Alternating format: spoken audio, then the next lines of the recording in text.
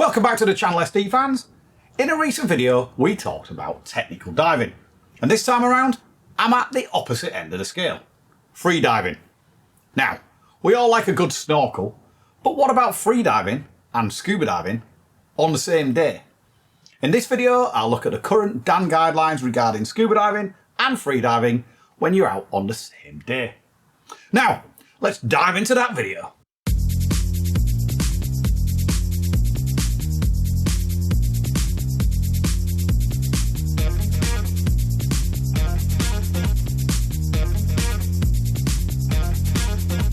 Now, freediving, or advanced snorkeling, as I like to think of it for us mere mortals who are not doing record-breaking deep dives, is one area of our underwater sport that is rapidly growing in popularity.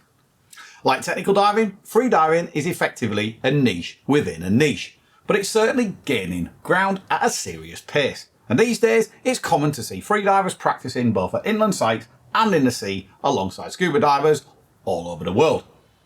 Now, we all enjoy a good snorkel at the best of times. It's a serene experience, relaxing and gliding around on the surface, watching the comings and goings below and occasionally duck diving down to be among the fishes. Freedivers might spend more time actually underwater, effortlessly moving through the water, unencumbered by BCD and dive cylinder. It's just a nice way to spend time in the water. Just stick on a wetsuit, mask, snorkel and fins, and you're away.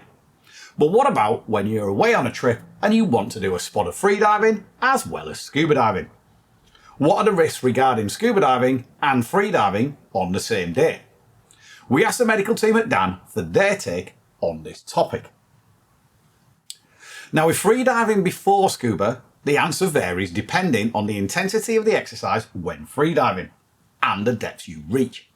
If you freedive without straining yourself and at shallow depths, you can scuba dive afterwards without too much worry. Obviously, the more breath hold dives you do, the more difficult it could become to keep equalising over and over. On the other hand, if you go deep and strain yourself a lot, you will need longer surface intervals before you can scuba dive. If you free dive to a depth of only 12 to 15 metres, say, and for a limited number of dives, 2 or 3, all you need to do is wait 30 to 60 minutes, for instance, before scuba diving. For deeper, more strenuous free dives, the surface interval needs to be much longer, even if there's not enough data available at present to allow for definite suggestions. If instead you choose to free dive after scuba diving, it's another story. You need to be aware that you already have gas bubbles in your system from scuba diving. Therefore, even if you free dive at shallow depths, there are risks. The most obvious one is that free diving involves physical exercise, and straining after scuba diving may increase the amount of bubbles circulating in your body.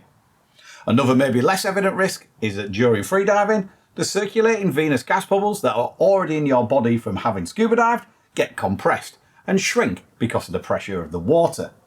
Thus, they could pass through the lung filter much faster than normal and reach the arterial circulation. It's also worth mentioning that freediving alone, especially if deep, repetitive and strenuous, can produce a high quantity of bubbles in the system. We've all heard of extreme freedivers, such as record holders who dive very deep, showing neurological symptoms after surfacing from a single deep dive. These symptoms, which can be compared to the decompression sickness that scuba divers can suffer from, are referred to as Taravana, and can go from simple nausea, dizziness or headache, to very serious visual, hearing or speech problems, paralysis, and in the worst cases, loss of consciousness and death. Needless to say, it's never a good idea to carry a high bubble load in the body, so it would appear more prudent not to scuba dive and free dive on the same day if the dives undertaken are long, deep and strenuous, thus creating significant bubble formation in the body. Each person and each case is different, but it's always better to be more cautious than less. So to summarise, if you free dive deeper than 15 metres and do strenuous physical activity, such as spearfishing, it would be better to scuba dive and free dive on separate days. Even long surface intervals between the two activities, if involving long, deep and strenuous dives, do not eliminate the risk of overloading the body with bubbles. As aware divers, simply wiser to avoid the risk. Do you like free diving? Do you free dive and scuba dive on the same day? Leave your comments below, and if you've got a question, fire away. If we can't answer it, maybe someone in our growing community will be able to. Remember, if you enjoyed this video, be sure to subscribe to our YouTube channel and check out our ever-growing playlist for more educational and inspirational videos. As always, stay safe, and if you're going diving, whether that's scuba or free, enjoy.